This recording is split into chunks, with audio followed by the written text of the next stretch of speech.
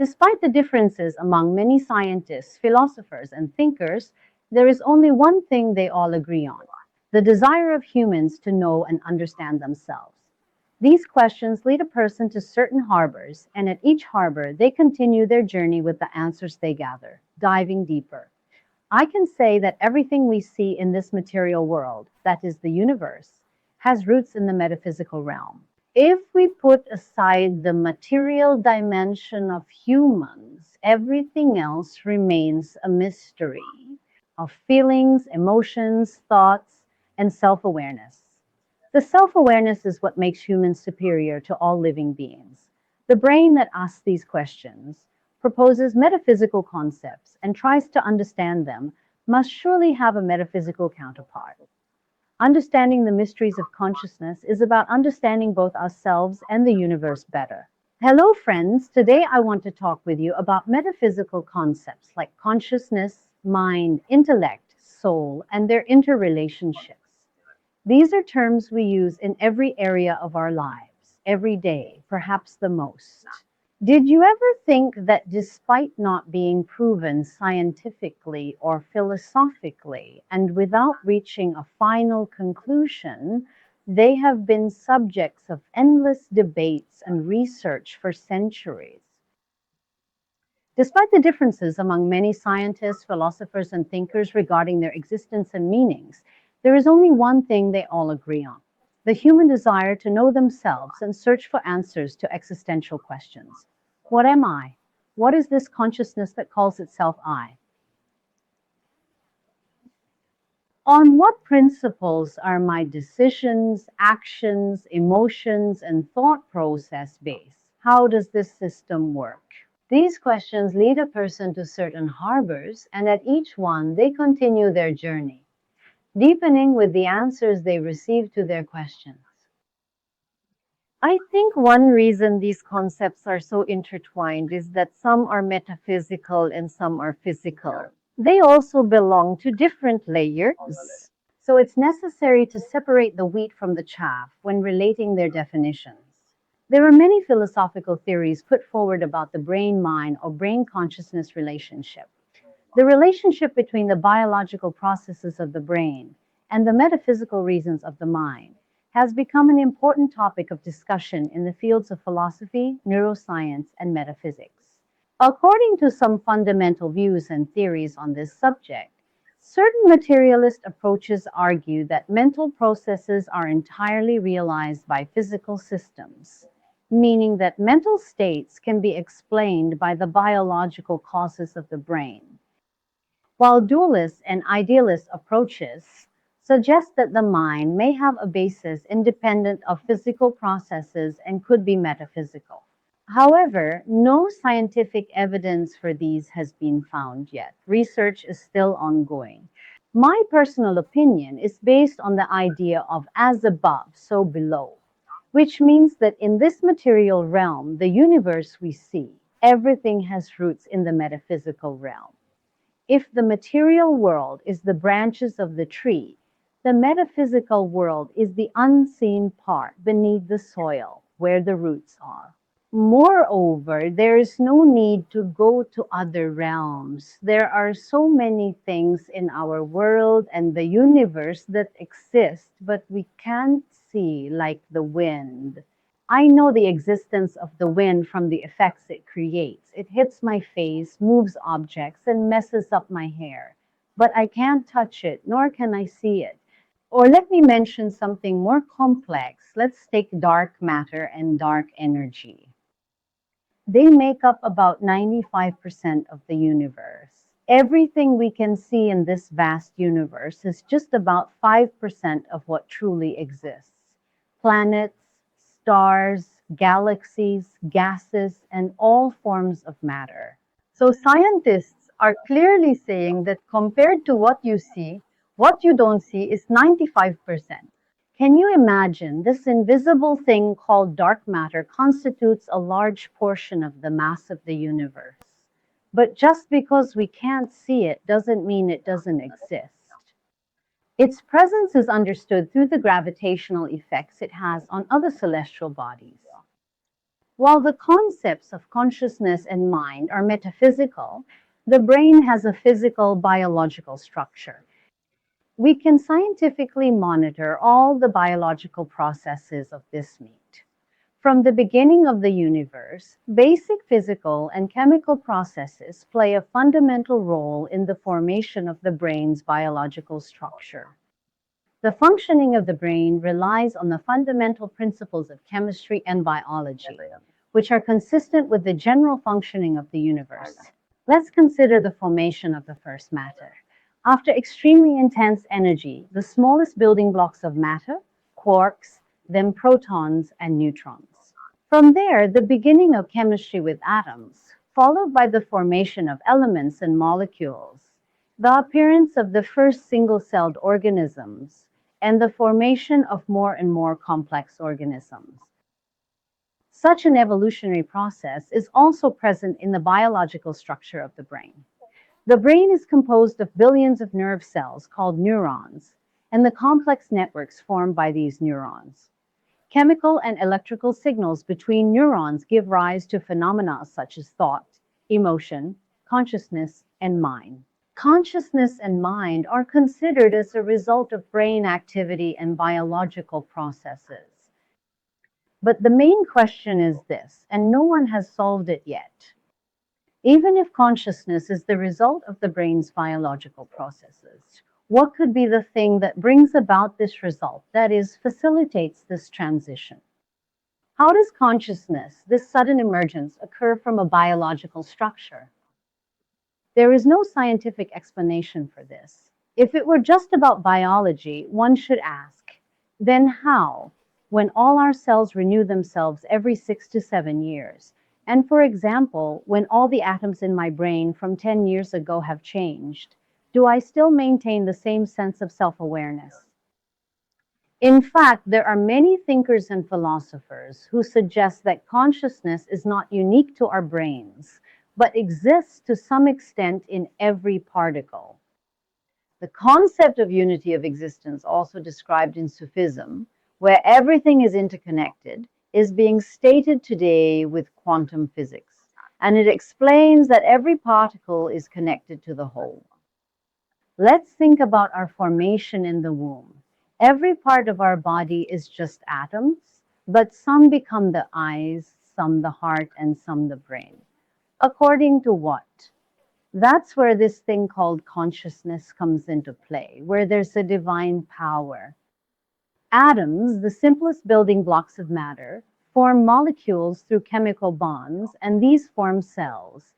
As these cells divide and multiply, they differentiate for specific functions. Thus, cells create tissues and organs.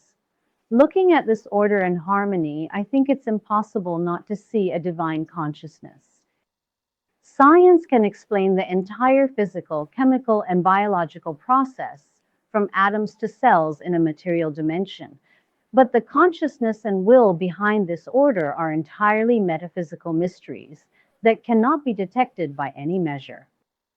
But the fact that it can't be touched or seen doesn't mean it doesn't exist. If we put aside the material dimension of humans, everything else about us is a mystery. There are things we define as our feelings, emotions, thoughts, self-awareness, and spirit. None of these can be experimentally proven to exist or not exist. For instance, we can describe how thought is formed physically. We understand that thought is formed by the firing of neurons in the brain. But we cannot answer what triggers it. That is why it happens that way. There is not the slightest evidence about its source. Think of it like playing a piano. When the key is pressed, a sound comes out. But what is the source that moves that key? It's unknown. A magnificent piece is heard from the piano, but we can't play like Chopin if we sit at it, for example. If we could do this, we would make the lifeless body dance, play the piano, or sing by giving electricity to certain parts of the brain of the corpses. Isn't that so? We can only make reflexive movements at that moment, but nothing beyond that. I thought it would be easier to exemplify these concepts with something concrete that everyone can relate to functionally, like a computer. The basic working principle of a computer is binary code, 0 and 1. Everyone knows this. This code is transformed into visual and auditory information through interfaces and operating systems. So, the interface is an intermediary layer facilitating interaction between the computer system and the user. When we look at a screen, we see an image. However, in the background, there's nothing but these complex binary codes. In the same way, our five senses are interfaces that receive the universe's energy and frequencies and transmit them to our brain. Our consciousness processes, interprets, and creates experiences from this information, similar to an operating system. Just like user experience, consciousness is a metaphysical concept. And what we call the brain is akin to the physical hardware of a computer. It processes and stores information. However, the mind is also a metaphysical concept and works like the software application of a computer that is like the computer's software. It gathers, processes, and stores data, that is information, and organizes it, creating meaning to be used when needed. Just as a computer is a physical structure, like the brain, software is a non-physical structure that manages functions and creates meaningful experiences, much like the mind. The intellect is the user of this computer, meaning the entity that uses the mind. The functionality of the computer software serves as user interaction. The intellect is the ability to analyze, evaluate, and make logical decisions using the information in our minds. It solves problems, makes plans, and is part of the conscious thinking and reasoning processes. It can guide the mind and consciousness.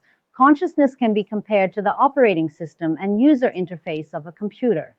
It stands out with its overall awareness and management functions. The existence of consciousness allows us to become aware of the information from our senses and transform them into meaningful experiences. If we go from here to the consciousness-soul connection, of course, there are many different views and theories on the existence of the soul. In the computer analogy, we refer to consciousness as user experience. We can think of the soul as the computer's identity, characteristics, or purpose. The soul is the fundamental reason for and meaning of the computer's existence. The soul represents an individual's spiritual existence and essence, while consciousness can be the manifestation of this spiritual existence in the physical and mental planes. One counterpart to self-awareness is the soul. The soul also means the energy source of the computer at the same time. In other words, it's the divine essence and truth of a human.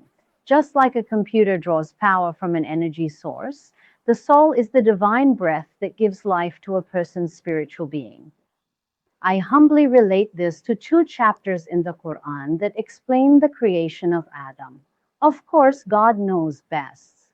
Surah 38, verses 28-29, describe God creating a human from shapeless dark clay and breathing into him from his spirit once he completes the form.